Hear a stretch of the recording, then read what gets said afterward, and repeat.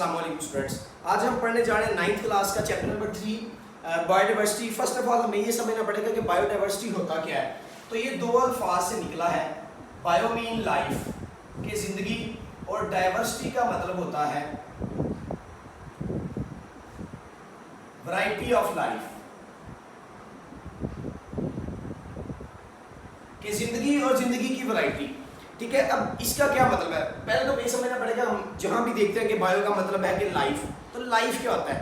Life basically उन खसूसियात का मजमूआ है कि जो खसूसियात एक जानदार को बेजान से अलग करती हैं, जैसे कि चलना फिरना, एनर्जी का इस्तेमाल करना, अपने जैसे बच्चे पैदा करना। ठीक है, तो ये सारी क्या है, ऐसी खसूसियात हैं जो एक जानदार को बेजान से अलग करती हैं। इस तरह और भी हैं। ठीक है, तो ये है लाइफ।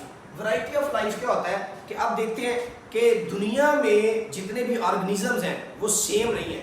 इंसान अलग है, जानवर अलग है, ठीक है ना, है तो एनिमल्स में, इंसान भी एनिमल्स में आता है। लेकिन आप देखेंगे कि इंसानों में भी कैटेगरीज आ जाती हैं, ठीक है, जानवरों में भी कैटेगरीज आ जाती हैं। कोई कबूतर है, कोई बिल्ली है, कोई कुत्ता है, ठीक है, तो ये वैरायटी है। और फिर दूसरी बात ये कि हर जगह पर वैरायटी भी एक जैसी नहीं होती। अगर पाकिस्तान में वैरायटी किसी और तरह की है तो इंग्लैंड में वैरायटी किसी और तरह की होगी। ठीक है, एक जगह पर रहने वाले जानदारों की वैरायटी कोई और तरह की होगी, एक जगह पर रहने वाले जानदारों की वैरायटी कोई और तरह की होगी। तो ये वैरायटी दो तरह की होती है। टाइप्स ऑफ बायोडाइवर्सिटी, दो तरह की वैरायटी होती है। एक होती है फ्लोरा और एक होती है फाना। आप फ्लोरा से एक वर्ड जहन में रख लें, फ्लावर्स। फ्लावर्स किसमें होते हैं? पौधों में। तो पौधों की जो सारी बायोडाइवर्सिटी है, पौधों की सारी वैरायटी, उसको हम कहते हैं फ्लोरा। ठीक है, बाकी बचा फाना, यानी कि वैरायटी ऑफ एनिमल्स। तो वैरायटी कितने किस्म की होती है? टोटली दो किस्म की होती है। इसके बाद आता है कि ये जो वैरायटी, तो नेक्स्ट है इसके फैक्टर्स। फैक्टर्स मींस कि पौधों और जानवरों की वैरायटी है, उन पर कोई ना कोई अवामल जो है उनको मुतासर करते होंगे। अगर उनमें चेंजिंग्स आएगी तो जानवरों और पौधों की बायोडाइवर्सिटी पर कोई ना कोई फर्क पड़ेगा।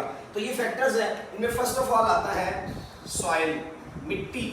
ठीक है, मिट्टी एक बहुत इंपॉर्टेंट अवामल में से एक है कि जो इन पर इफेक्ट करता है। लाइक दैट आप देखेंगे मिट्टी भी हर जगह सेम नहीं होती। रेगिस्तान की मिट्टी किसी और तरह की होती है, पहाड़ों की मिट्टी किसी और तरह की होती है, हमारे इलाकों में मिट्टी किसी और तरह की होती है, रेतली मिट्टी, पथरीली मिट्टी, चट्टानी मिट्टी।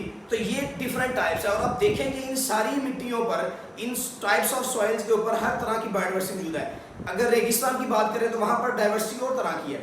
ठीक है, हार्श कंडीशंस है। अगर हम डाइवर्सिटी की बात करें पहाड़ों में, वहाँ पर मिट्टी किसी और किस्म की है तो डाइवर्सिटी भी किसी और किस्म की है। अगर हम इंसानों की बात करें, अगर मैदानों में मिट्टी किस तरह की है तो हम यहाँ पर सर्वाइव कर रहे हैं, हम वहाँ पर रेगिस्तान में जाकर सर्वाइव करना हमारे लिए टफ हो जाएगा, क्योंकि हम इस माहौल के आदी हैं। तो फर्स्ट ऑफ ऑल क्या है, सॉइल जो है बहुत अहम एक फैक्टर है जो कि बायोडाइवर्सिटी पर इफेक्ट रखती है।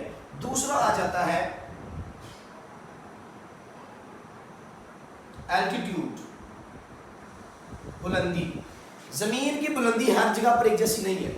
कहीं पर जो है जमीन सतह समुद्र से नीचे है, कहीं पर ऊपर है और कहीं पर जो है बराबरी पर है। और आप उसके बारे में देखें कि ऊंचाई पर एनिमल्स कोई और टाइप के होते हैं और उनकी एडाप्टेशन भी उसी तरह की बन जाती हैं। जो दरमियाने लेवल पर हैं उनके एडाप्टेशन उस तरह से हैं, जो थोड़ी सी गहराई पर रहते हैं वो कोई और मौसम में रहते हैं और उनकी जो है वो टाइप्स और उनकी एडाप्टेशन वो भी उसी तरह से हैं।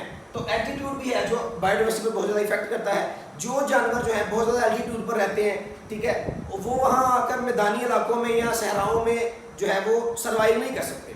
ठीक है, क्योंकि उनके एडाप्टेशन एल्टीट्यूड्स पर है, ऊंचाइयों पर है। उसके बाद आता है क्लाइमेट। यहाँ पर आपको मैं क्लियर कर दूँ कि बात क्लाइमेट की हो रही है, वेदर की नहीं हो रही। क्लाइमेट होता है आबोहवा, वेदर होता है मौसम। इन दोनों में मेन डिफरेंस ये है कि मौसम जो है वो दिन रात चेंज होता रहता है, उसका कोई जो है एक लेवल नहीं है, वो किसी भी वक्त चेंज हो सकता है। लेकिन क्लाइमेट जो है वो एक जगह का, एक इलाके का ओवरऑल एक लेवल होता है कि यहाँ पर सालाना बारिशें इतनी होती है, यहाँ पर सालाना टेम्परेचर इतना रहता है। तो ये जो चीज़ें हैं सारी, ये क्या है, क्लाइमेट। अब क्लाइमेट जो है वो बायोडाइवर्सिटी को बहुत ज़्यादा इफेक्ट करता है। लाइक दैट एक क्लाइमेट है जहाँ पर टेम्परेचर 65 प्लस रहता है, 60 प्लस रहता है, शदीद गर्मी है। वहाँ पर जो डाइवर्सिटी रहती है उनकी टाइप्स में, और वो क्लाइमेट जहाँ पर बहुत ज़्यादा सर्दी है उसकी डाइवर्सिटी में बहुत ज़्यादा फर्क होगा। जो विंटर इलाकों में रहते हैं, कूल इलाकों में रहते हैं, वो आकर हॉट इलाकों में नहीं रह पाएंगे, वो सर्वाइव नहीं कर सकते। पोलर बियर बर्फबारी वाले इलाकों में रहता है, लाइक दैट अंटार्कटिका, ठीक है। बर्फानी चीता ठंडे इलाकों में रहता है, वो गर्मी में आके सर्वाइव नहीं कर सकता, ठीक है। टेरेस्ट्रियल एनिमल्स है कुछ लाइक दैट क्रोकोडाइल है, तो क्रोकोडाइल जो है वो बर्फ पर जाकर सर्वाइव नहीं कर सकता।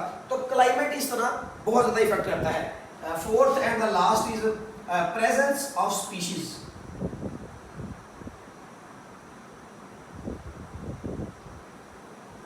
कि किसी भी जगह पर, तो प्रेजेंस ऑफ स्पीशीज क्या है, स्पीशीज की मौजूदगी। लाइक दैट एग्जांपल लेते हैं कि अगर कहीं पर घास है तो वहां पर जरूर ग्रास हॉपर होगा, ठीक है, घास का टिड्डा जरूर होगा क्योंकि घास मौजूद है। और अगर घास का टिड्डा है तो जरूर वहां पर परिंदे भी मौजूद होंगे।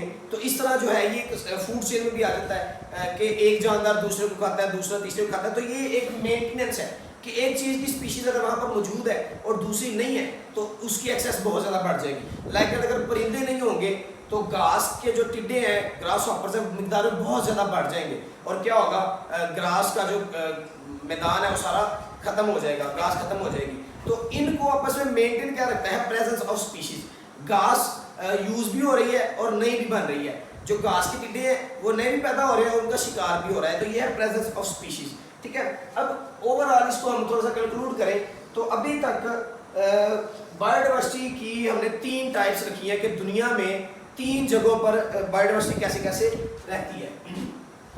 कंट्रीब्यूशन करते हैं, सॉरी डिस्ट्रीब्यूशन,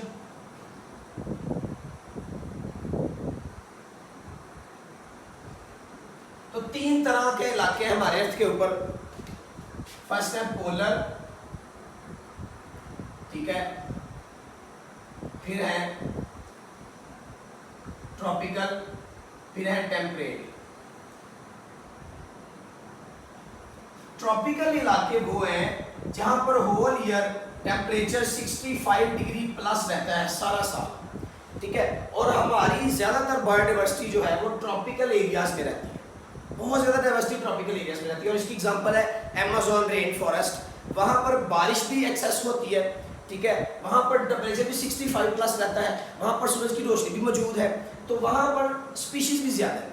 अब दूसरी कंडीशन है टेम्परेट, यहाँ पर चारों मौसम होते हैं, टेम्परेचर चेंज होता रहता है, वेरी होता रहता है, ठीक है। टेम्परेचर क्या होता है, वेरी करता रहता है होल ईयर। और यहाँ पर जो है वेरी फ्यू स्पीशीज मौजूद है। और उसके बाद है पोलर यानी कि ठंडे इलाके, तो यहाँ पर बहुत ही कम जो है बायोडाइवर्सिटी मौजूद है क्योंकि यहाँ पर सीवियर कंडीशंस हैं मौसम की। तो ये थी हमारी कंट्रीब्यूशन ओवरऑल द अर्थ, ये थी हमारी डिस्ट्रीब्यूशन अलोंग द अर्थ, पूरी जमीन पर जो हमने बायोडाइवर्सिटी को डिस्ट्रीब्यूट किया। आइए कंक्लूड करते हैं। फर्स्ट ऑफ ऑल बायोडाइवर्सिटी क्या होता है, द वैरायटी ऑफ लाइफ, ठीक है, measurement of variety of life is called biodiversity. के बायोडाइवर्सिटी जानदारों की वैरायटी में आपने का एक पैमाना होता है। बायोडाइवर्सिटी की 2 टाइप्स है, पौधों की बायोडाइवर्सिटी, फ्लोरा एंड जानवरों की, फाना। देन उसके फैक्टर्स आ जाते हैं जो कि बायोडाइवर्सिटी को इफेक्ट करते हैं। और फिर बायोडाइवर्सिटी ओवरऑल द अर्थ कहाँ कहाँ पर कितनी कितनी मौजूद है। तो ये था आज का लेक्चर, थैंक यू।